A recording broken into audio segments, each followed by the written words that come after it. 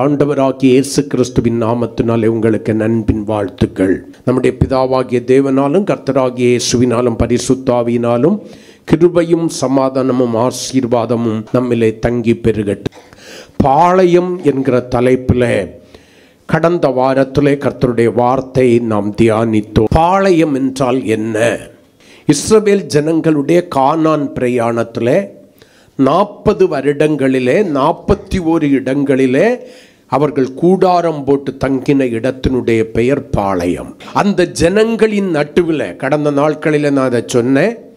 4 பக்கங்களிலும் 3 கோத்திரங்களாக பிரித்து அந்த 12 கோத்திரத்தின் நடுவிலே தனக்கென்று ஒரு வாசஸ்தலத்தை ஏற்படுத்தி கர்த்தர் அவர்கள் நடுவிலே வாசம் பண்ணினார். கர்த்தர் வாசம் பண்ணி கொண்டிருக்கிறதான அந்த பாளையம் எப்படி இருக்க வேண்டுமாம் என்று சொல்லி உபாகமத்தின் புஸ்தகம் 23ஆம் அதிகாரம் 14வது வசனத்தை வாசிக்கலாம். உன் தேவனாகிய கர்த்தர் உன்னை ரட்சிக்கவும் உன் சத்துருக்களை உனக்கு ஒப்புக் கொடுக்கவும் உன் பாளையத்திற்குள்ளே உலாவிக் கொண்டிருக்கிறார். ஆகையால்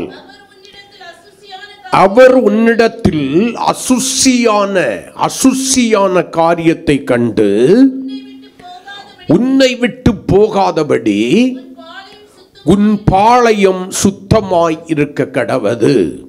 உன் தேவனாகிய கர்த்தர் உன்னை ரட்சிக்கவும் உன் சத்துருக்களை உன் கரத்தில் ஒப்புக் கொடுக்கவும் உன் பாளையத்திற்குள் உலாவிக் கொண்டிருக்கிறார். அவர் உன்னிடத்தில் அசுசியான காரியத்தை கண்டு உன் பாளையத்தை விட்டு போகாதபடிக்கு உன் பாளையம் சுத்தமாய் இருக்க கடவது. காரணம், இது நாம் மட்டும் வாசம் பண்ணுகிற பாளையம் அல்ல, கர்த்தர் அதன் நடுவில் இருக்கிறார். கர்த்தர் பரிசுத்தராய் இருக்கிறபடியினால அவர் வாசம் பண்ணுகிற இடமும் எப்படி இருக்கணும்? பரிசுத்தமாய் இருக்க வேண்டும். அது தன்னுடைய பரிசுத்தத்தை இழந்து போகும்போது கர்த்தர் பாதுகாவலாக வைத்த வேலியை என்ன பண்ணி விடுவார்? எடுத்து போட்டு விடுவார். காட்டுப்பன்றி ஆகிய சாத்தான் உள்ளே புகுந்து உள்ள ஆரம்பித்து விடுவான். அல்லேலூயா. ஆனால் பரிசுத்தம் இருக்கும் வரையிலும் கர்த்தர் என்ன பண்ணுவார்? அந்த இடத்திலே வாசம் பண்ணுவார். அவர் பாதுகாவலின் வேலிக்குள்ளாய் தம்முடைய ஜனங்களை மூடி மறைப்பார். அவர்களுக்கு எந்த தீங்கும் வராதபடிக்கு, அவர்களுக்கு விரோதமாய் எழும்புகிறதான ஆயுதங்கள் வாய்க்காமற் போகும்படி கர்த்தர் செய்வார். அவர்களை எல்லா தீங்குக்கும், அதை இப்படியாக கூட நான் சொல்லுகிறேன், சிங்கத்தின் வாயிலிருந்தும் காண்டாமிருகத்தின் கொம்பில் இருந்தோ அக்கினியின் உக்கிரத்தில் இருந்தோ வெள்ளத்தின் ஆழங்களில் இருந்தோ தன்னுடைய பிள்ளைகளை ரட்சிக்கிற தேவனாய் கூட இருப்பார். அல்லேலூயா, ஆமென். அவர்களுக்கு விரோதமாய் எழும்புகிற சத்துருக்களை அவர்களுடைய கரத்திலே ஒப்பு கொடுத்து சத்துருக்களை அவர்கள் நடுவிலே தாழ்த்தி போட்டு அவர்கள் தலையை உயர்த்துகிற தேவனாய் இருப்பார். ஆமென் சொல்லுங்களேன். மொத்தத்துல கர்த்தர் பாளையத்துக்குள்ளால இருந்தாருன்னா, கர்த்தர் இருக்கும்படியான தகுதி உடையதா அந்த பாளையம் இருந்துச்சுன்னா கர்த்தர் ஜெயம் கொடுக்கிற தேவனாய் உள்ள வாசம் பண்ணுவார். 3 வித பாளையங்களை சொன்னேன். ஒன்று நம்முடைய சரீரமாகிய பாளையம், இன்னொன்று நம்முடைய வீடாகிய பாளையம், மூன்றாவதாக நாம் ஆராதிக்கிற தேவ சபையாகிய பாளையம். இந்த 3 இடங்களும் கர்த்தர் வாசம் பண்ணுகிறார். அங்கே என்ன பண்ணிடக்கூடாது? அசுசி வந்து விடக்கூடாது என்று சொன்னேன். அல்லேலூயா. இப்ப தேவன் வாசம் பண்ணுகிற பாளையத்தில் தங்குகிறவர்கள் யார்? தாவீது 15ஆம் சங்கீதத்தில் ஒரு கேள்வி கேட்பார். கர்த்தாவே, யார் உம்முடைய கூடாரத்தில் தங்குவான்? யார் உம்முடைய பரிசுத்த பர்வதத்தில் வாசம் பண்ணுவார்? அப்படி தேவ சமூகத்தில் தேவன் வாசம் பண்ணுகிற அந்த பாளையத்தில் வாசம் பண்ணுவதற்கு என்ன தகுதி வேண்டும் என்பதை குறித்து தான் கடந்த நாட்களிலே ஒரே ஒரு காரியத்தை உங்களுக்கு சொன்னேன். அவர்களுக்கு இருக்க வேண்டிய தகுதி என்ன? அவர்கள் மீட்கப்பட்டவர்களாய் இருக்க வேண்டும். அல்லேலூயா, ஆமென். யாத்திராகமத்தின் புஸ்தகம் 15ஆம் அதிகாரம் 13வது வசனத்தை உங்களுக்கு சுட்டி காண்பித்து, அவர்கள் மீட்கப்பட்டவர்களாயிருக்க வேண்டும். பஸ்காட்டு குட்டியின் இரத்தத்தினாலே எகிப்தாகிய உலகத்திலிருந்தும் சாத்தானுடைய அடிமைத்தனத்திலிருந்தும் பாவ அடிமைத்தனத்திலிருந்தும் பாரம்பரியத்தின் அடிமைத்தனத்திலிருந்தும் மீட்கப்பட்டவர்களாயிருக்க வேண்டும். அதே புதிய ஏற்பாட்டு சபையை பஸ்காட்டு குட்டியின் இரத்தத்தினாலே அல்ல, தாம் சிந்தின விலையேற பெற்றதும் மாசற்றதும் குற்றமற்றதுமா இருக்கிற இரத்தத்தினாலே இயேசு மீட்டிருக்கிறார். அப்ப சபையாகிய பாளையத்துக்குள்ளால நம்ம இருக்கணும்னா இயேசுவின் இரத்தத்தினால பாவங்களற கழுவப்பட்டு மீட்கப்பட்டவர்களாக இருக்க வேண்டும். இயேசு நம்முடைய சரீரமாகிய பாளையத்துக்குள்ளால வாசம் பண்ணணும்னா நம்முடைய சரீரம் குற்றமற்றதாக, கரை திரை பிழையற்றதாக, இயேசுவின் இரத்தத்தினாலே கழுவப்பட்ட பரிசுத்தம் நிறைந்ததாக இருக்க வேண்டும். நம்முடைய வீடாகிய பாளையத்தில் கர்த்தர் வாசம் பண்ணும்னா நம்முடைய வீடு கர்த்தர் விரும்பாத அருவருப்புகளை அகற்றி போட்டதான பரிசுத்தமானவைகளை மட்டும் நம்முடைய வீட்டுக்குள்ளாய் வைத்துக் கொள்கிறதான நல்ல வீடாய் இருக்க வேண்டும். நீதிமானுடைய வீடாய் இருக்க வேண்டும். சகையவனுடைய நாட்களிலே இருந்தது போல வீடு ரட்சிக்கப்பட்டதாய் இருக்கணும். மனுஷன் ரட்சிக்கப்பட்டா போதாது, சபையார் ரட்சிக்கப்பட்டா போதாது, வீடு ரட்சிக்கப்படணும். வீட்டுக்குள்ளால இருக்கிற சாபக்கேடான காரியங்கள், கர்த்தர் விரும்பாத அருவருப்பான காரியங்கள், அநியாயமாய் வந்த வருமானங்கள் எல்லாவற்றையும் வீட்டை விட்டு அகற்றணும். கர்த்தர் விரும்பாத மனுஷன் கைவரைஞ்சு வச்சிருக்கிறதான அந்த போட்டோன்னு சொல்லிக்கிட்டு விக்கிரகத்தை வைக்கிறோமே, அவைகளை எடுத்து போட்டுறணும். ஆண்டவர் மனுஷன் செய்த விக்கிரகத்திலையும் இல்ல, மனுஷன் கையினால் வரைந்த படங்களையும் இல்ல. நம்முடைய ஆண்டவர் ஆவியாயிருக்கிறார். ஆமென் சொல்லுங்களேன். ஆவியான தேவனுக்கு ரூபம் ஒன்றும் இல்லை. அவர் ஆவியாய் நமக்குள்ளே வாசம் பண்ணுகிறார். ஆவியாய் இருக்கிற தேவன் ஆவியாய் மாறுகிற ஒன்ன பார்த்து என்ன பண்ணிடக்கூடாது, வெளியே போயிடக்கூடாது. அவர் உனக்குள்ளால வந்ததான நோக்கம் நிறைவேறாம போயிடக்கூடாது. அந்த நோக்கம் நிறைவேறணும்னா நீ பாவியாய் அல்ல, பரிசுத்தத்தை காத்துக்கொண்ட மீட்கப்பட்டவனாய் மீட்கப்பட்டவளாய் இருக்கணும்னு சொல்லி கடந்த நாட்களில் நம்ம கர்த்தருடைய வார்த்தையை தியானிச்சோம். அல்லேலூயா. இன்னைக்கு இரண்டாவது ஒரு காரியத்தை நம்ம தியானிக்க போகிறோம். என்னாகமத்தின் புஸ்தகம் 23ஆம் அதிகாரம். யார் பாளையத்திற்குள்ளாய் தங்க முடியும்? பாளையத்திற்குள்ளாய் தங்குவதற்கு தகுதி பெற்ற மனிதன் யார், மனுஷி யார்? 23ஆம் அதிகாரம் அதனுடைய 9வது வசனத்தை வாசிக்கலாம். கண்மலை உச்சியில் இருந்து நான் அவனை கண்டு குன்றுகளில் இருந்து அவனை பார்க்கிறேன். அந்த ஜனங்கள் ஜாதிகளோட கலவாமல் தனியே வாசமாய் இருப்பார்கள். இரண்டாவது, பாளையத்துக்குள்ளால தேவனோடு கூட தங்குவதற்கு, தேவனோடு கூட வாசம் பண்ணுவதற்கு தகுதி உடையவன் யார்? அவன் மீட்கப்பட்டவனாய் மட்டும் இருந்தால் போதுமா? கர்த்தர் என்னை மீட்டார் என்று சொல்லி நடக்கிற ஒரு கூட்டம் உண்டு.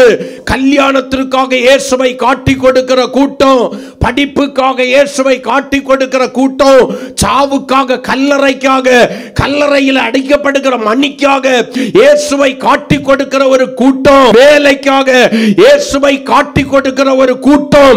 இவர்கள் மீட்கப்பட்டேன் என்றுதான் சொல்லுகிறார்கள். ஆனால் தாங்கள் மீட்கப்பட்டதை மறந்து போய் என்ன பண்ணுகிறார்கள்? தங்கள் பாளையத்திற்கு உள்பட்டவர்கள் என்பதை மறந்து அந்த நிலையிலிருந்து விலகி போய் உலகத்திற்கொத்த வேஷம் தரிக்கிறவர்களாய் மாறி போகிறார்கள்.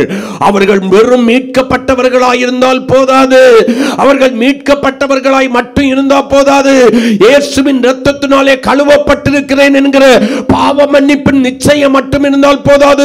இந்த வேத வசனம் சொல்கிறது, அவர்கள் ஜாதிகளோடு கலந்திருக்காதபடிக்கு தனித்து வாசமாக இருக்கும்படி அழைக்கப்பட்டவர்கள்.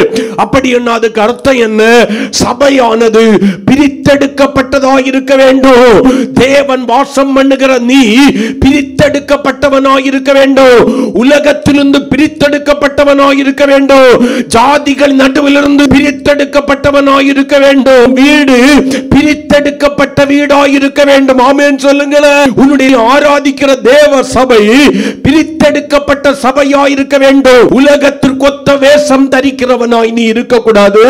உலகத்திற்கொத்த வேஷம் தரிக்கிற வீடாய் உனக்கு வீடு இருக்கக்கூடாது. உலகத்திற்கொத்த வேஷம் தரிக்கிற சபையாய் உன்னுடைய சபை இருக்கக்கூடாது. நாங்கள் பிரித்தெடுக்கப்பட்டவர்கள். அல்லேலூயா. ஜாதிகளின் நடுவிலிருந்து கர்த்தர் எங்களை வேறு பிரித்து தனித்து வாசமாக இருக்கும்படி அழைத்திருக்கிறார். அதனாலதான் கர்த்தர் அவர்கள் நடுவில் என்ன பண்றாரு? வாசம் பண்ணுகிறார். அவர்கள் பாளையத்தை சுற்றிலும் இருக்கிறார்கள். அந்த பாளையத்துக்குள்ளால இருக்கிற பிரித்தெடுக்கப்பட்டவனுக்கு தான் மன்னா. அந்த பிரித்தெடுக்கப்பட்டவனை தான் வனாந்திரத்தின் வெயில் தாக்காதபடிக்கு மேகம் பாதுகாத்துக் கொள்ளும். இருளின் அந்தகாரம் மூடி போடாதபடிக்கு அக்கினி பாதுகாத்துக் கொள்ளும். சபையே, உனக்குள்ளால ஒரு எண்ணம் இருக்கணும். நான் வேறு பிரிக்கப்பட்டவன், நான் வேறு பிரிக்கப்பட்டவள். அல்லேலூயா. யாருக்கு இந்த சாட்சியை கொடுக்கிறது? இஸ்ரவேல் ஜனங்களை, மீட்கப்பட்ட தேவனுடைய ஜனங்களை, வேறு பிரிக்கப்பட்ட தேவ ஜனங்களை, தேவனை சுற்றிலும் வாழ்ந்து கொண்டிருக்கிற தேவ ஜனங்களை கூலி வாங்கிவிட்டு சபிக்கும்படி வந்ததான பிள்ளையாமாக்கு இப்ப சொல்றா, ஐயோ என்னுடைய கண்கள் திறந்துக்கப்பட்டு விட்டது. நான் தாழ விழும்போது சர்வ வல்லவர் என்னுடையதான தரிசன கண்களை திறந்து விட்டார் ஐயா. அந்த தரிசன கண்கள் எனக்கு ஒரு காரியத்தை காண்பிக்கிறது. இவர்கள் யார் தெரியுமா? சாதாரணமானவர்கள் அல்ல. இவர்களை சபிக்கத்தக்கவன் இந்த உலகத்தில் இல்ல. காரணம், அந்த சாபத்தை ஆசீர்வாதமாய் மாற்றுகிற தேவன் அவர்கள் நடுவில் வாசம் பண்ணி கொண்டிருக்கிறார். இவர்கள் சாதாரணமானவர்கள் அல்ல. இவர்கள் உன்னதருக்கென்று வேறு பிரிக்கப்பட்டவர்கள். வேறு பிரிக்கப்பட்டவர்கள். அவர்கள் இனி ஜாதிகளோடு கூட கலந்திருக்க மாட்டார்கள். மீட்கப்பட்ட பின்பு வேறு பிரிக்கப்பட்டவன் உலகத்திற்கொத்த அந்த வேஷத்தை தரிக்க மாட்டான். மனுஷர்களை பிரியப்படுத்துகிறவனாய் பிரியப்படுத்துகிறவனாய் இருக்க மாட்டான். அவன் தேவ பிரியனாய் தேவ பிரியையாய் இருப்பாள். அவர்கள் உலகத்தின் பழக்க வழக்கங்களை விட்டு விலகினவர்களாய் இருப்பார்கள். எல்லாரும் செய்யறத அவங்க செய்ய மாட்டாங்க. சபையை கர்த்தர் உலகத்திலிருந்து வேறு பிரித்து கொண்டு வந்தாரு. சாத்தான் பார்த்தான், இவன் உலகத்திலிருந்து வேற பிரிச்சு போயிட்டான், உலகத்தே நம்ம உள்ளாத அனுப்பிடுவோன்னு. இன்னைக்கு சபை என்று சொல்லப்படுகிற அநேக தேவனுடைய பிள்ளைகளுக்குள்ளாய், வீடுகளுக்குள்ளாய், அவர்கள் ஆராதிக்கிற தேவ சபைக்குள்ளாய் உலகம் வளர்ந்து பெருகி கொண்டிருக்கிறது. அவர்கள் தேவனை நேசிக்கிறவர்களாய் அல்ல, உலகத்தை நேசிக்கிறவர்களாய் மாறிவிட்டார்கள். ஆண்டவருடைய வார்த்தை அவங்களுக்கு புரியல. உலக சிநேகம் தேவனுக்கு விரோதமான பகை. அந்த உலக சிநேகத்தை விட்டுவிடு. நீ எனக்கென்று உத்தமனாய் இருக்கும்படி, நீ நித்திய வாசியாய் இருக்கும்படி என்னாலே வேறு பிரிக்கப்பட்டிருக்கிறாய். இனி இந்த பழக்க வழக்கங்கள் உனக்குரியது அல்ல என்று சொல்லுகிற அந்த வார்த்தையை இவர்களுடைய செவிகள் கேட்பதற்கு விருத்த சேதனமற்றதாய் போய்விட்டது. இதெல்லாம் பழைய ஏற்பாட்டு உபதேசம், புதிய ஏற்பாட்டிற்கு உகந்தது அல்ல. புதிய ஏற்பாட்டில் இயேசுன்னு சொன்னா போதும், அவருடைய ரத்தம் என்னுடைய பாவங்களை கழுவி சுத்திகரித்திருக்கிறதுன்னு சொல்லி விசுவாசிச்சா போதும், மூழ்கி ஞானஸ்நானம் எடுத்தா போதும், முடிஞ்சா 4 அந்நிய பாஷ பக்கத்தில் இருக்கிறவங்கிட்டே அது கடன் வாங்கி நீ பேசினா போதும், இசைக்கருவிகள் வேகமாய் கொட்டப்படுகிறதான வேளையில கரங்களை வேகமா கொட்டுனா போதும், முடிஞ்சா கொஞ்சம் துள்ளுனா போதும், வேற எதுவுமே ஆண்டவர் உங்ககிட்ட எதிர்பார்க்கல. ஆனா இன்னொரு காரியம் முக்கியமா எதிர்பார்க்கிறாரு. காணிக்கமும் தசம பாகமும் மஸ்ட், அதை மறந்துடாதன்னு சொல்லி கள்ள போதகர்கள் தான் இன்னைக்கு போதித்து சபைகளை கெடுத்துக் கொண்டிருக்கிறார்கள். சபையின் பிரமாணம், நிழல் சபைக்கு அவ்வளவு பிரித்தெடுக்கப்பட்ட அனுபவம் இருந்ததே. ஆனால் கிறிஸ்துவின் விலையேறப்பட்ட சுய ரத்தத்தினாலே விலைக்கிரயமாய் கொள்ளப்பட்டு மீட்கப்பட்ட நிஜ சபைக்கு எவ்வளவு பிரமாணம் முக்கியம் என்பதை மறந்து போயிருக்கிறது. இன்னைக்கு சபை உலகத்திற்கொத்த வேஷம் தரிச்சாச்சு. ஒரு காலத்துல சபையை விட்டு கர்த்தர் தள்ளி வைத்த எல்லா காரியங்களும் இன்னைக்கு சபைக்குள்ளால வர ஆரம்பிச்சிச்சு. ஜனங்களை தக்க வைத்துக் கொள்ளணும், இல்லைன்னா வரமாட்டாங்க. காணிக்க போயிரும், தசம பாகம் போயிரும், கூட்டம் குறைஞ்சிடும், நம்மவும் கொஞ்சம் ஒத்து போயிடுவோம். ஆமென். நம்ம வேலை என்ன, எதையும் கண்டுக்கிடாம இருந்துட்டோம்னாலே அவங்க விருப்பப்படி பந்தி சாப்பிட்டுக்கிட்டு வர்றது போல வரட்டுமே. அது என்ன சாப்பிடுன்னு உங்களுக்கு தெரியுமா? பன்றி என்னைக்குமே நல்ல பொருளை சாப்பிடவே சாப்பிடாது. கெட்டு போனதையும் மனுஷ கழிவுகளாகிய நாற்றம் பிடித்ததையுமே பன்றிக்கு தின்னு பழகி போச்சு. எவ்வளவுதான் கர்த்தர் நன்மையான ஈவுகளை கொடுத்து நல்லா வச்சிருந்தாலும் நம்ம வாழ்க்கையில கர்த்தர் பிரித்தெடுத்து வைத்திருக்கிறார் என்கிற உண்மை மறக்கிறதான வேளையில ஆண்டவர் விரும்பாத காரியங்களை செய்ய சபை துணிந்து விடுகிறது. இன்னைக்கு அநேக பேருடைய நினைப்பு என்ன தெரியுமா? சபைக்குள்ளால வரும்போதுதான் பரிசுத்தம், வெளியே போனதுக்கு அப்புறம் உன் இஷ்டம். சபைக்குள்ளால வரும்போது பரிசுத்தம், வெளியே போகும்போது உன் இஷ்டம். உன் வாய்ப்பு ஆண்டவருக்கு கட்டுப்பாட்டுல இல்ல, உன் இருதயம் அவருடைய கட்டுப்பாட்டுல இல்ல, உன்னுடைய கண்கள் அவருடைய கட்டுப்பாட்டுல இல்ல, உன்னுடைய கைகள் அவருடைய கட்டுப்பாட்டுல இல்ல, உன்னுடைய கால்கள் அவருடைய கட்டுப்பாட்டுல இல்ல. நீ விரும்புகிறதை செய், எல்லாவற்றையும் அனுபவி. பவுல் சொல்றாரு, எல்லாவற்றையும் அனுபவிக்க எனக்கு அதிகாரம் உண்டு, எல்லாம் எனக்கு ஏன் தகுதியாயிராது? நான் பிரித்தெடுக்கப்பட்ட சபை, கர்த்தராக என் நடுவில் வாசம் பண்றது. வாலிபனே, உன் கண்ணின் காட்சிகளிலும் நெஞ்சு நினைவுகளிலோ நட. வேண்டானுங்க யாரும் தடை பண்ணல. உனக்கு எவைகளை எல்லாம் அனுபவிக்கணும்னு தோணுதோ அதையெல்லாம் அனுபவி. ஆனால் இவைகள் எல்லாவற்றையும் கர்த்தர் நியாயத்திலே கொண்டு வருவார். நியாய தீர்ப்பின் நாளிலே இவைகளை அறிந்தும் குற்றம் செய்கிற உன்னிடத்திலே கர்த்தர் கணக்கு கேட்பார் என்பதை மறந்து விடாதே சபையே. அது வாலிபனை குறித்து மட்டும் எழுதப்பட்டது அல்ல. ஆண்டவராகிய இயேசு கிறிஸ்துவை சொந்த இரட்சகராய் ஏற்றுக்கொண்டவர்கள் எல்லாரும் கர்த்தருடைய பார்வையில யாரு? வாலிபர்களே. கரங்களை கொட்டி. அப்ப நீங்க கேட்டக்கூடாது எங்களுக்கு ஒண்ணு இல்லையான்னு. சில நேரங்கள் ஆண்டவர் ஆண் என்றும் பெண் என்றும் தனித்தில்ல, ஒன்றாய் இணைத்து பேசுகிறார். கரங்களை கொட்டி கர்த்தரை மகிமைப்படுத்துவோமா? அருமையான தேவனுடைய பிள்ளையே, பஸ்காட்டு குட்டியின் இரத்தத்தினாலே மீட்கப்பட்ட சபை ஜாதிகளிலிருந்து தனித்து வாசமாக இருக்கும்படி பிரித்தெடுக்கப்பட்ட சபை. அந்த சபைதான் பாளையத்தில் தேவனோடு கூட வாசம் பண்ணுவதற்கு தகுதி உள்ள சபை. பாளையத்தில் பிரித்தெடுக்கப்பட்டவன் இருக்கிற இடத்துல அசுசி வர்றதுக்கு வாய்ப்பு இல்லை. மீட்கப்பட்டேன் என்று சொல்கிறவன் இருக்கிற இடத்துல அசுசி வரும். பிரித்தெடுக்கப்பட்டேன் என்று சொல்லுகிறவன் இருக்கிற இடத்துல, உண்மையாய் பிரித்தெடுக்கப்பட்டவன் இருக்கிற இடத்துல அசுசி வரவே வராது. அவனுக்குள்ளால் அந்த உயர்ந்த சிந்தை இருக்கும். என்னை பிரித்தெடுத்தவர் ஒருவர் இருக்கிறார். அவர் பிரித்தெடுத்ததின் நோக்கம் தன்னோடு கூட இணைக்கும்படியாக. அதற்காக நான் பின்னானவைகளை மறந்து பின்னானவைகளை நோக்கி கிறிஸ்து இயேசுவுக்குள் தேவன் அழைத்த பரம அழைப்பின் பந்தய பொருளை நோக்கி நில்லாமல் ஓடுவேன். பின்னானவை மறந்தே முன்னோக்கியே ஓடு.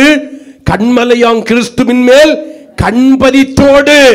அவர் மேல் அவனுடைய கண் இருக்குமன்னா உலகம் உன்னை மேற்கொள்ளவே கொள்ளாதாமே.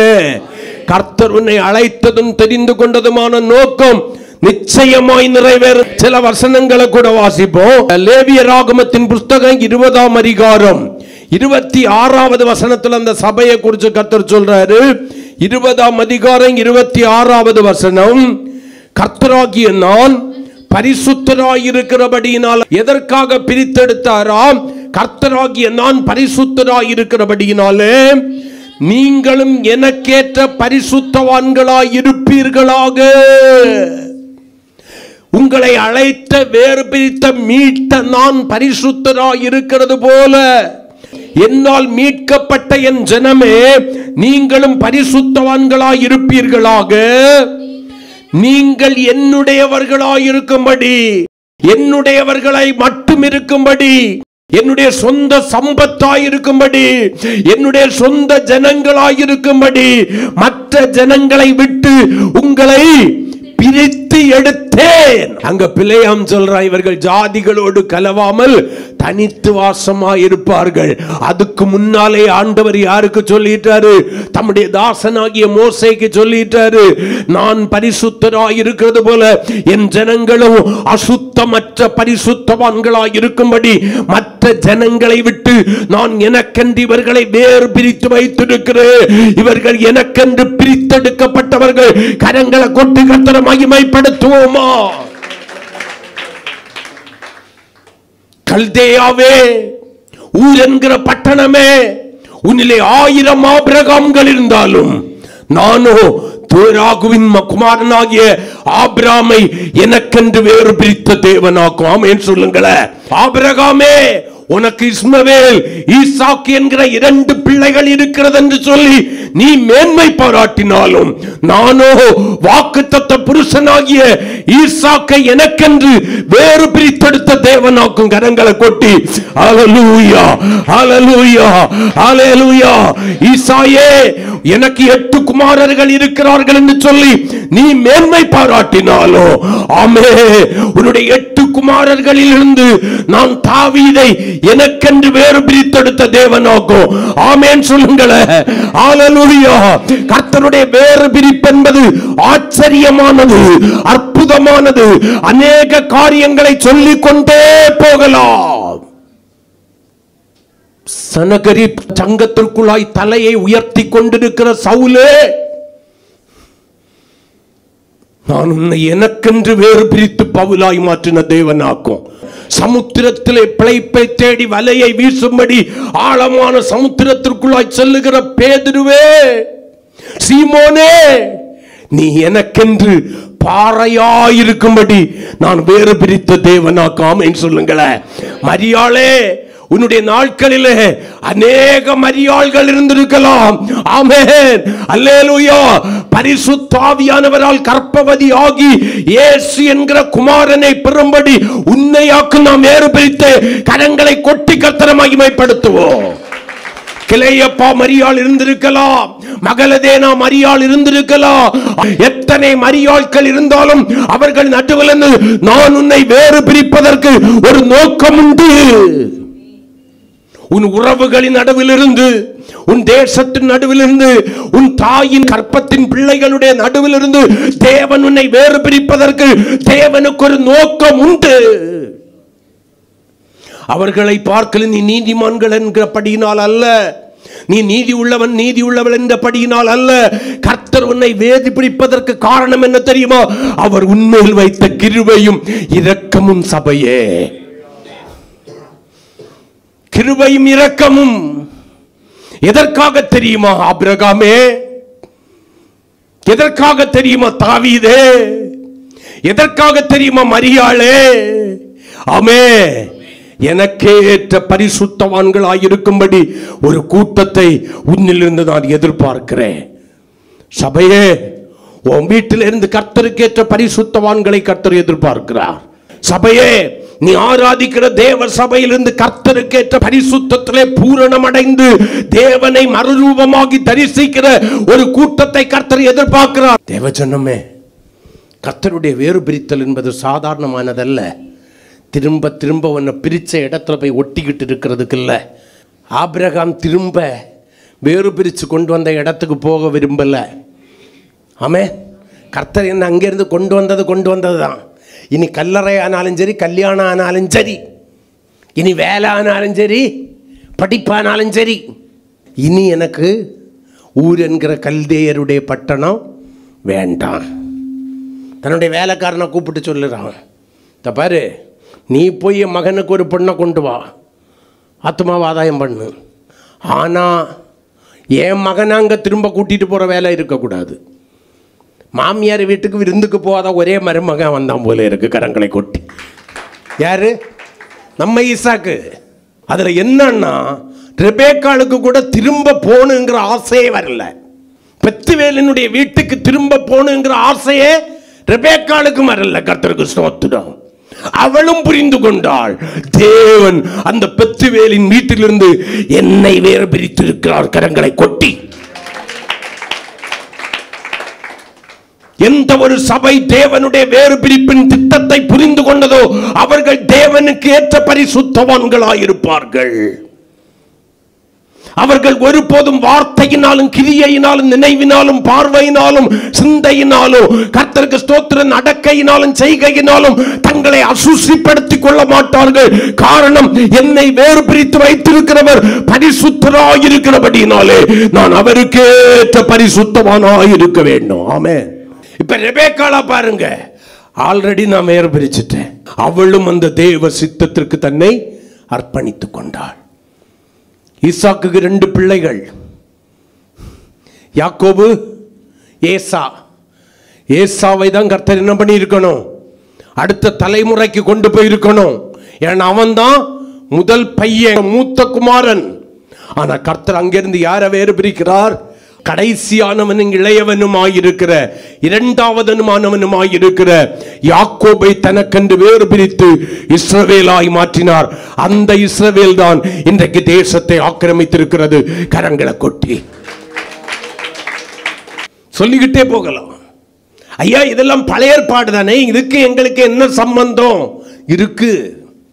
நிஜம் வருகிறது வரைக்கும் நிழல் தான் இருந்தது. நிஜம் வந்த பின்பு நிழல் மாறி போனது. ஆமீன் சொல்லுங்களேன். நிழல் என்று நான் சொல்வது பழைய ஏற்பாடு. அதுக்காக பழைய ஏற்பாடு வேண்டான்னு விட்டுட்டேன்னா ஒன்ன போல முட்டாள் யாருமே இல்லை.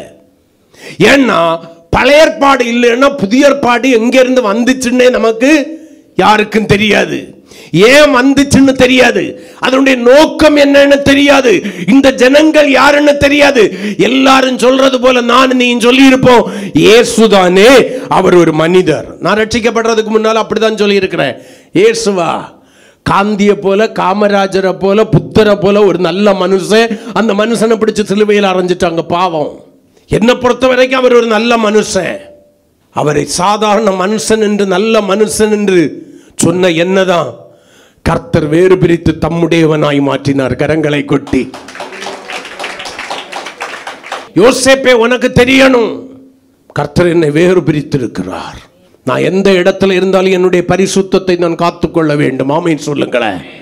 தீனாலே உனக்கு தெரியணும், நான் ஊரை சுற்றி அசுத்தம் ஆவதற்கு தேவன் என்னை வேறு பிரிக்கவில்லை. தேவன் என்னை வேறு பிரித்ததுடைய நோக்கம் எல்லாரும் வாழ்றபடி வாழ்றதுக்கு அல்ல, அவருக்கு ஏற்ற பரிசுத்த வாட்டியாய் மாறும்படி கர்த்தர் என்னுடைய வாழ்க்கையை வேறு பிரித்திருக்கிறார். நான் பரிசுத்தத்தை காத்துக்கொண்டு வேறு பிரிக்கப்பட்ட நிலைமையிலே நிலைத்திருக்கணும்னு தெரியணும்.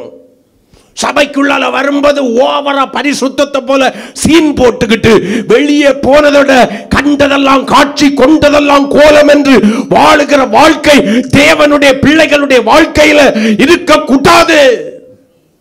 கர்த்தர் அதை விரும்புகிறவர் அல்ல. சபை எப்பொழுதும் தனித்து தெரியணும். சபை என்ன, பழைய ஏற்பாட்டு சபையானாலும் சரி, புதிய ஏற்பாட்டு சபையானாலும் சரி, தனித்து தெரியணும். சபை என்ன, சபையில யாரை கொண்டு வந்து சேர்த்தாரோ, இப்ப புதிய ஏற்பாட்டு சபைக்கு வந்துடுவோம், யாரை கொண்டு வந்து சேர்த்தாரோ, அப்போஸ்தலர் 2ஆம் அதிகாரம் 47வது வசனத்துல நீங்க வாசிக்கிறதான வேளையில வேத வசனம் இப்படியாக சொல்லுகிறது, அவர்கள் எல்லோரும் தேவனை துதித்து ஜனங்களிடத்திலே தயவு பெற்றிருந்தார்கள் அப்படின்னு சொல்லிட்டு அடுத்த வார்த்தை சொல்லுகிறது, ரட்சிக்கப்படுகிறவர்களை கர்த்தர் அனுதினமும் சபையிலே கொண்டு வந்து சேர்த்தார்.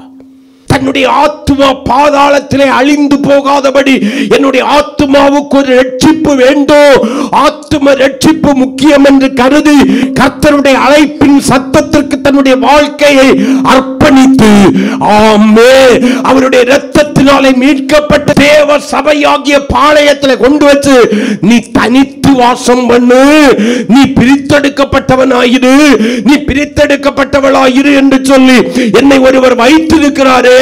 நான் யாராயிருந்தேன்? தேவனற்றவனாயிருந்தேன், பாளையத்திற்கு புறம்பே கிடந்தே, எனக்கு சொந்த தெய்வம் இல்ல, நான் தேவ கோபாக்கினை குறிக்க ஜாதியாய் கிடந்தேன். கர்த்தர் கிருபையாய் என்னை தூக்கினார், ரட்சித்து சபையில கொண்டு வந்து சேர்த்தாரு. எதுல இருந்து தெரியுமா? அவருடைய இரத்தத்தினாலே கழுவி சுத்திகரித்து பாவத்திலிருந்து முதலாவது என்னை ரட்சித்தார், 2ஆம் மரணத்திலிருந்து என்னை ரட்சிப்பதற்கு சித்தமானார்.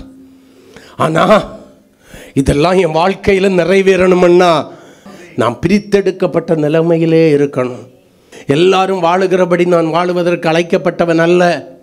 எல்லாரும் அனுபவிப்பதை எல்லாம் அனுபவிப்பதற்கு நான் அழைக்கப்பட்டவன் அல்ல. எனக்கு அனுமதிக்கப்பட்ட ஒன்று உண்டு, அதை மட்டும்தான்.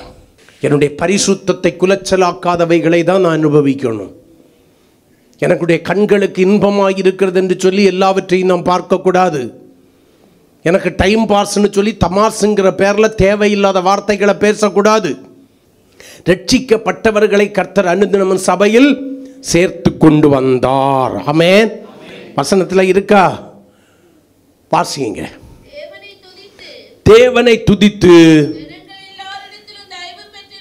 ஆமென், ஜனங்கள் எல்லாரிடத்திலும் தயவு பெற்றிருந்தார்கள். ரட்சிக்கப்படுகிறவர்களை கர்த்தர் அனுதினமும் சபையில் சேர்த்து கொண்டு வந்தார். இந்த சபையில எங்கிருந்து தெரியுமா பிரிச்செடுத்து கொண்டு வந்தாரு? எப்படி இஸ்ரவேல் ஜனங்களை எகிப்திலிருந்து பிரித்தெடுத்து கொண்டு வந்தாரோ, உன்னையும் என்னை எங்கிருந்து தெரியுமா பிரித்தெடுத்து கொண்டு வந்தாரு? யோவான் 17:16 வசனத்தை கொஞ்சம் வாசிங்க. நான் உலகத்தான் அல்லாதது போல அவர்களும் உலகத்தார் அல்ல. நான் உலகத்திலிருந்து வராதது போல என்னால் மீட்கப்பட்டு ரட்சிக்கப்பட்டு சபையில சேர்க்கப்பட்ட ஜனோ இனி உலகத்தாரா இராதபடிக்கு நான் அவர்களை வேறு பிரித்திருக்கிற கரங்களை கொட்டி. நமக்கு இந்த சிந்தை உண்டா? நமக்கு இந்த எண்ணம் உண்டா? அந்த எண்ணம் நமக்குள்ளால இருந்துச்சுன்னா எப்படி நம்ம உலகத்திற்கு ஒத்த வேஷம் தரிக்க முடியும்? எப்படி மனுஷ பிரியர்களாய் நம்ம வாழ முடியும்? எத்தனையோ முறை கர்த்தர் எச்சரித்தும் கடிந்து கொண்டும் அவருடைய புத்திமதியை எல்லாம் முதுகுக்கு பின்னால் எறிந்துவிட்டு இருதயத்தை கடினப்படுத்தி கொண்டு கர்த்தர் கிருபை உள்ளவர், கர்த்தர் இரக்கம் உள்ளவர், கர்த்தர் அன்புள்ளவர், கர்த்தர் தயவுள்ளவர் என்று சொல்லி துணிகரம் கொண்டு நடப்பதற்கு எப்படி முடியும்? ஆண்டவரை குறித்து தப்பான ஒரு எண்ணம் கொண்டு இருக்கிறோம். எல்லாத்தையும் செய்துகிட்டு மன்னியும்னு சொன்னா மன்னிச்சிருவாரு. அடிக்கடி கடிந்து கொள்ளப்பட்ட தன் பிடரியை கடினப்படுத்துகிறவன் சகாயமின்றி உதவியின்றி சடுதியில் துரிதமாக நினையாத வேளையில் நாசம் அடைவான். எந்த ஒரு மனிதன் தான் மீட்கப்பட்டவன் என்பதை மறந்து, பிரித்தெடுத்து வைக்கப்பட்ட நிலையை மறந்து, உலகத்தோடு கூட மறுபடியும் கலந்து ஜீவிக்க விரும்புகிறானோ, வேதம் சொல்லுது சகாயமின்றி சடுதியில். சபையில் கொண்டு வந்து என்ன பண்றாரு தெரியுமா? பாவம், நீதி, நியாய தீர்ப்பை குறித்து கண்டித்து உணர்த்தி உன்னை தம்மை போல மாற்றுவதுதான் அவருடைய விருப்பம். உனக்கு என்ன இல்லை? ஆண்டவரை போல எல்லாம் மாறுறதுக்கு யாருக்கு இன்னைக்கு நிறைய பேருக்கு விருப்பம் இல்லை. சாத்தான போல மாறிக்கிட்டு இருக்காவ. அவனுடைய எல்லா ஆக்டிவிட்டிஸ், அவனுடைய எல்லா சுபாவங்களும் அவங்களுக்குள்ளால இருக்கு. அவனுடைய கிரியைகளை விரும்புகிறார்கள். இன்னைக்கு பிரசங்க பீடங்களிலே சினிமா பாடல்கள் பகிரங்கமாக பாடப்படுகிறது, துணிகரம் கொண்டு பாடப்படுகிறது. சபையே, உனக்கு இது யார் அதிகாரம் கொடுத்தது? நீ வேறு பிரிக்கப்பட்ட ரட்சிக்கப்பட்ட சபையே. ஆனால் கர்த்தர் உன்னை ரட்சித்து சபையில கொண்டு வந்து சேர்த்ததே உண்மையானால் எப்படி உன்னால இதை ஏற்றுக்கொள்ள முடிகிறது? நான் வெறும் சினிமா பாட்டை மட்டும் சொல்லல. இன்னைக்கு சில பிரசங்கங்கள் சினிமா டயலாக்கா மாறி போயிடுச்சு. ரட்சிப்பை இழந்து போய் கொண்டிருக்கிறாய். ஆத்மாவை மரணத்துக்கு உட்படுத்தி கொண்டிருக்கிறாய். ஆமென். எல்லாவற்றையும் அனுபவிக்க உனக்கு அதிகாரம் உண்டு சபையே. ஆனால் உனக்கு எல்லாம் தகுதியாயிராது. எனக்கு தகுதியானது இன்னதென்று சொல்லி, அதாவது என்னுடைய பரிசுத்தத்திற்கு ஊறு விளைவிக்காதது இன்னதென்று சொல்லி திரித்தறிந்து நீ என்ன பண்ணணும்? அனுபவிக்க கற்றுக்கொள்ள வேண்டும் சபையே. நான் சினிமா பார்க்க மாட்டேன் பாஸ்டர், தமாசு மட்டும்தான் பார்ப்பேன், காமெடி. அது அதில் உள்ளதுதானே. செய்தி பார்க்கணுன்னு தான் ரிமோட்டை எடுக்கிறேன். ஆன் பண்ணுறதும் செய்தி பார்க்க தான். ஆனால் கடைசியில் நீ பார்க்கணுன்னு நினச்ச செய்தியை எத்தனை பேர் பார்க்குறீங்க? ஏதோ ஒன்று திருப்பும் போது ஏதோ ஒன்று வரும். சிலதுக்கு இந்த மொபைல் கையில் கிடச்சிச்சோன்னா கூப்பிட்டாலும் கேட்காது, சாப்பிட்றதும் தெரியாது. சில காரியங்கள் உன்னை மறக்க செய்து, தன்னிலை மறக்க செய்து உன்னை பாவியாய் மாற்றிவிடவில்லையோ? தேவன் கொடுத்த ஆத்தும ரட்சிப்பை இழக்க செய்வதற்கு அது காரணமாக இருக்கவில்லையோ? ரிலாக்ஸ்ன்னு சொல்லிக்கிட்டு அதில் ரிலாக்ஸ் தேடுறியே. கர்த்தருடைய வேதத்தை வாசிச்சு பாரு, கொஞ்ச நேரம் சோத்திரம் பண்ணி ஜெபம் பண்ணி பாரு. உலகம் கொடுக்கவும் எடுக்கவும் கூடாத தேவ சமாதானத்தை அவர் உனக்கு நிறைவாய் தருவாரே தேவ பிள்ளையே. உன் பரிசுத்தம் கெடாம இருக்கும் வரைக்கும் உன் சமாதானமும் சந்தோஷமும் உனக்குள்ளால தானே இருக்கணும். கர்த்தர் கொடுத்த ஆசீர்வாதங்கள் சாபமாய் மாறாதபடி உனக்குள்ளால தானே இருக்கணும். தேவ சபையே, கர்த்தர் கொடுக்கிறதான மன்னா பூச்சி பிடிக்காதபடிக்கு கர்த்தருக்கு ஸ்தோத்திரம், அது பாதுகாக்கப்பட்டதா தானே இருக்கணும். ஏன் காலை வேளையில யோசித்து பாருங்க. அவருக்கு ஏற்ற பரிசுத்தவான்களாய் இருக்கும்படிக்கு ஜனங்களை விட்டு வேறு பிரித்தவர், ரட்சிக்கப்படுகிறவர்களை சுய இரத்தத்தினாலே சம்பாதித்த தன்னுடைய சரீரமாகிய சபையிலே அவயங்களாய் கொண்டு வைத்திருக்கிறார். கரங்களை கொட்டி கர்த்தரை மகிமைப்படுத்துவோமா? ஹல்லேலூயா, ஹல்லேலூயா. அப்ப நான் ரட்சிக்கப்பட்டுட்டேன்னு சொல்லி சிங்கி அடிச்சுக்கிட்டு இருந்தா போதுமா? இன்னைக்கு அதுதானே நடக்குது. நான் முதல்ல சொன்னது போல சபைக்குள்ளால வந்துட்டோம், முங்கிட்டோம், 3 அந்நிய பாச பேசுறோமோ இல்லையோ, பரிசுத்த ஆவியானவர் எனக்கு கிடைக்கல. எனக்கு நிறைய பேருக்கு அந்த நினைப்பு என்ன, எங்கேயாவது போய் ஒரு முங்குனா போதும், எவனுக்கு கையிலையாவது பிடிச்ச அவன் கோழியை முக்குனது போல ஒரு முக்கி போட்டா போதும், கர்த்தருக்கு ஸ்தோத்திரம், அவன் ரட்சிக்கப்பட்டுட்டேன், நீங்க ரட்சிக்கப்பட்டீங்களா? நான் ரட்சிக்கப்பட்டுட்டேன். ஆமா, நான் ஞானஸ்நானம் எல்லாம் எடுத்துட்டேன், ஆனா யாருக்கும் தெரியாம எடுத்துட்டேன். மனுஷர் முன்பாக என்னை அறிக்கையிடாதவனை பரலோகத்தின் பிதாவுக்கு முன்பாக நானும் அறிக்கையிட மாட்டேன். மனுஷர் முன்பாக என்னை அறிக்கையிடுகிறவனை பரலோகத்தின் பிதாவுக்கு முன்பாக நானும் அறிக்கையிடுவேன். இப்ப சபை என்ன பண்ணணும்? ரட்சிக்கப்பட்டவர்களை கொண்டு சபையில சேர்த்தாச்சு. இப்ப என்ன பண்ணணுமா? அப்போஸ்தலர் 2ஆம் அதிகாரம் 40வது வசனத்தை கொஞ்சம் வாசிங்க. இன்னும் அநேக வார்த்தைகளினாலும் சாட்சி கூறி பிரித்தெடுக்கப்பட்ட சபையே, ரட்சிக்கப்பட்ட சபையே, கிறிஸ்துவின் சரீரமாகிய ஆமே அவருடைய சபையிலே அங்கமாய் சேர்க்கப்பட்ட தேவ சபையே, மாறுபாடுள்ள இந்த சன்னதியை விட்டு விலகி. நம்ம ஐக்கியம் இன்னைக்கு யாருக்கிட்ட இருக்கு? எல்லாம் மாறுபாடானவன் கூட தான். மாறுபாடானவன் அதுக்கு நமக்கு தப்பாவே தெரியல. நமக்கு 4 பேர் வேண்டாமா? உனக்கு ஒன்று தெரியுமா? கடைசியில் எந்த 4 பேருக்காக நீ ரொம்ப ப்ளீஸ் பண்ணி இறங்கி ஆண்டவரை வைக்கிறியோ, அந்த 4 பேர் உனக்கு சாவிலையும் இருக்க மாட்டான், வாழ்விலையும் இருக்க மாட்டான். கரங்களை கொட்டி ரியலி நாம் பல இடத்துல பார்த்த ஒரு உண்மை. எதற்காக யாருக்காக நீ கிறிஸ்துவை விட்டு போடுகிறாயோ, விட்டு விலகிறாயோ, அவனும் உங்ககிட்ட கடைசியில இருக்க மாட்டான், அவளும் உங்ககிட்ட அந்த பொருளும் இருக்காது. கரங்களை கொட்டி மாறுபாடானவைகளை விட்டு விலகி உங்களை ரட்சித்துக் கொள்ளுங்கள் என்று புத்தி சொன்னான். அப்ப மாறுபாடானவைகளை விட்டு விலகலன்னா, பிரித்தெடுக்கப்படலன்னா, நான் ரட்சிக்கப்பட்டேன்னு சொல்லியோ மாறுபாடானவர்களோடு கூட ஐக்கியம் வைத்து கலைந்து வாழுகிறவனே வாழுகிறவளே ஆனால் என்னுடைய ரட்சிப்பு எனக்கு இல்லை. நான் ஆத்தும ரட்சிப்பு என்கிற ஒன்றை இழந்து போகிறேன். அப்ப அப்போஸ்தலர் 16:31 சொன்னது, கர்த்தராகிய இயேசு கிறிஸ்துவை விசுவாசி, அப்பொழுது நீயும் உன் வீட்டாரும் ரட்சிக்கப்படுவீர்கள் என்று சொன்னாரே. விசுவாசம் உள்ளவனாகி ஞானஸ்நானம் பெற்றவன் ரட்சிக்கப்படுவான்னு சொல்லி மார்க் 16:16 சொன்னாரே. அதுக்கெல்லாம் அர்த்தம் என்ன பாஸ்டர்னு கேட்டா, அதே ஆண்டவர் சொன்னாரு. இன்னொன்னு சொன்னார், உனக்கு தெரியுமா? மத்தேயு 10:22 சொன்னாரு, முடிவு பரியந்தம் நிலைநிற்பவனை ரட்சிக்கப்படுவான். எதுல? அழைப்பிலும் வேறு பிரித்தலிலும் முடிவு பரியந்தம் நிலை நிற்கிறவனே ரட்சிக்கப்படுவான். அந்த வசனம் உனக்கு கண்ணுக்கு தெரியலையா? மாறுபாடானவைகளோடும் மாறுபாடானவர்களோடும் கூட உள்ள ஐக்கியத்தை விட்டு விலகுகிறவன் தான் ரட்சிக்கப்படுவான். கரங்களை கொட்டி அன்பா இருக்கிறது தப்பு இல்ல, எல்லாருக்கிட்டே அன்பா இருக்கணும். இயேசுவா அன்பா இருந்தார். ஆனால் ஐக்கியம் என்பது தேவ ஜனத்தோடும் தேவனோடும் கூட மட்டும் இருக்க வேண்டிய காரியம்.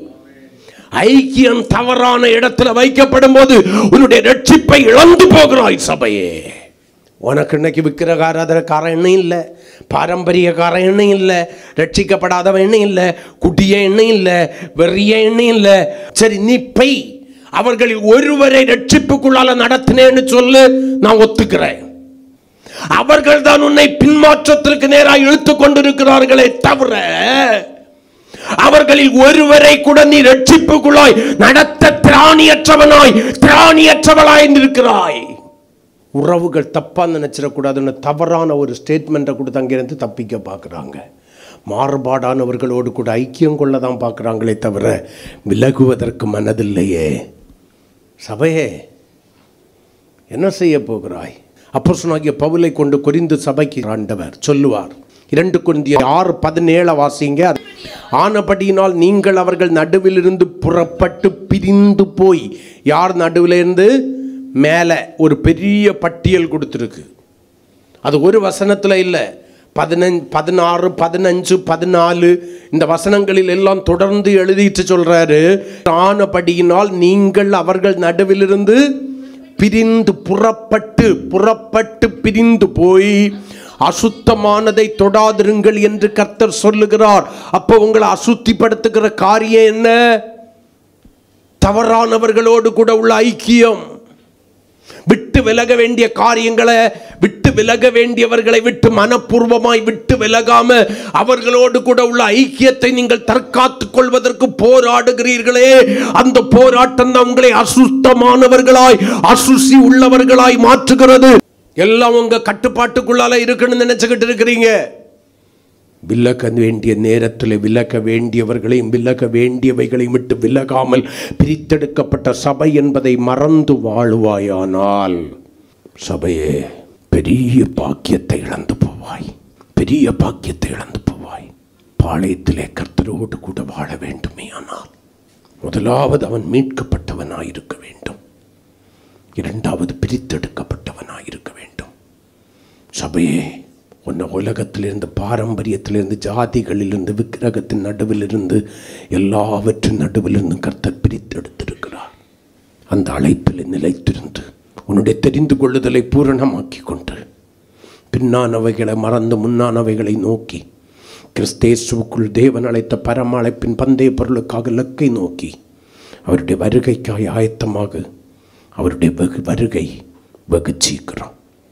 முழங்கால் படியிடுவோம். நம்முடைய வாழ்க்கையை கொஞ்சம் அப்படி நிதானித்தறிவோம். கர்த்தர் உங்களை ஆசீர்வதிப்பார். அவர் அழைத்த அழைப்பில் நிலைத்திருக்கிறவர்கள் எத்தனை பேர் அந்த பிரித்தெடுக்கப்பட்ட நிலையை உணர்ந்து விட்டு விலக வேண்டிய காரியங்களை விட்டு விலக வேண்டியவர்களை விட்டு விலகி கர்த்தரை உறுதியாய் பற்றி கொண்டு வாழுகிறவர்கள் எத்தனை பேர்? சிம்சோனே, எத்தனையோ முறை தெலீலாள் என்கிற மடியிலிருந்து கர்த்தர் உன்னை எழுப்பி விட்டாரு. ஆனா மறுபடியும் பிரச்சனை முடிஞ்ச உடனே அதே மடியில வந்து படுத்துக் கொள்கிறாயே. எப்பொழுதும் போல எழும்புவேன் என்று நினைக்கிறாயே. ஒரு நாள் நிலைமை விபரீதமாகலாமே. நீ பிரித்தெடுக்கப்பட்ட சபையா இருந்தாதானே அவரோடு கூட அவருடைய ராஜ்யத்துக்குள்ளால பிரவேசிக்க முடியும்.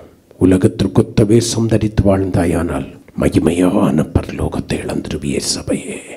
அவங்க அப்படி இருக்கிறாங்க, இவங்க இப்படி இருக்கிறாங்க, அவங்க அந்த சபைக்கு போகிறவங்க இப்படி இருக்காங்க, இவங்க இந்த சபைக்கு ஏன் நம்ம வாழக்கூடாதுன்னு நினைச்சேன்னா எல்லாரும் வாழுகிறபடி வாழுவதற்கு தேவன் உன்னை அழைக்கவில்லை என்பதை அறியாயோ சபையே. இந்த காலை வேளையில் நம்மை தாழ்த்துவோம். கர்த்தருடைய கரங்களில் ஒப்பு கொடுப்போம். விட்டு விலக வேண்டியவைகளையும் விட்டு விலகி தேவன் பிரித்தெடுத்து வைத்த இடத்துல ஆசீர்வாதமாயிருப்போம். கர்த்தர் நம்மை ஆசீர்வதிப்பார்.